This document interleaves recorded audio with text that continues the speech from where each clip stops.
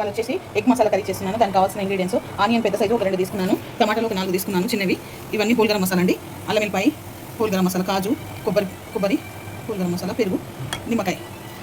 చేసే విధానం అండి, ఎగ్స్ కొంచెం వేయించుకోవాలి, ఆయిల్ పోసుకొని ఒక పావు నూనె పోసుకొని దాంట్లో అల్లం వెల్లిపాయ, పసుపు ఇవన్నీ వేసుకొని, ఎగ్స్ ఆల్రెడీ సాల్ట్ వేసి ఉడకబెట్టాను, అందుకే సాల్ట్ కొంచెం వేస్తున్నాను, సగం స్పూన్ కారం ఒక స్పూన్ వేసుకుంటున్నాను. ఇవన్నీ వేసుకొని ఎగ్స్ వేసుకోవాలి. ఇలా వేగాయండి, ఇవి తీసేసుకుంటున్నాను. చాలు ఇంత వేగితే ఇప్పుడు దీంట్లో ఇంకొక పావు ఆయిల్ పోసుకోవాలి, పోసుకొని ఈ ఉల్లిపాయలు వేసుకోవాలి.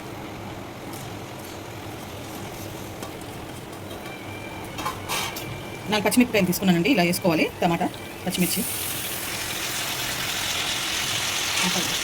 కొంచెం కలుపుకోవాలి. దీంట్లోనే ఈ హోల్ గరం మసాలా మొత్తం వేసుకోవాలండి, ధనియాలు, జీలకర్ర ఇవన్నీ వేసుకున్నాను, గసాల కొంచెం ఒక స్పూన్ గసాల ఇవన్నీ వేసుకోవాలి.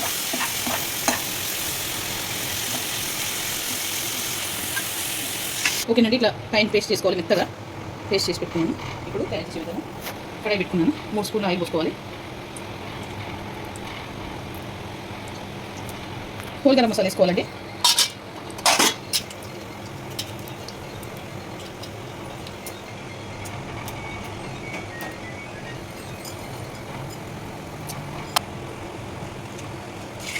చికెన్ కూడా వేసుకోవాలి.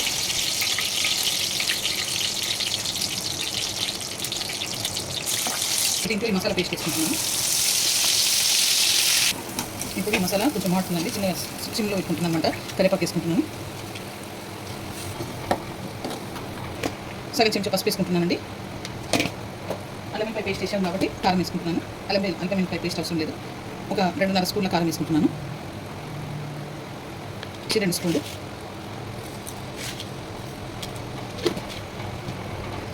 ఇప్పుడు ఇవన్నీ కలుపుకోవాలండి. ఇప్పుడు పెరుగు వేసుకుంటున్నాను, నూనె వచ్చింది చూసారా. ఇక ఇప్పుడు కొన్ని వాటర్ పోసుకోవాలండి. ఈ మసాలా అంతా వేగింది బాగా నూనెలో. ఇప్పుడు వాటర్ పోసుకుంటున్నాను, కొన్ని ఒక గ్లాస్ వాటర్ పోసుకుంటానండి. ఇప్పుడు ఇది ఇలా మసులుతున్నప్పుడు దీంట్లో ఎగ్స్ వేసుకోవాలండి.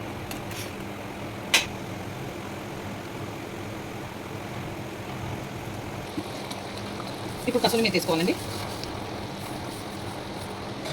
కొత్తిమీర కూడా వేసుకోవాలండి. వేసుకొని ఒక 15 మినిట్స్ దాకా దగ్గరికి అయ్యేదాకా ఉంచుకోవాలి. కొత్తిమీర 2 కట్టలు వేస్తున్నాను. ఓకే అండి, ఇది రెడీ అయిపోయింది. ఇప్పుడు దీంట్లో నిమ్మకాయ పులుసు పోస్తున్నాను.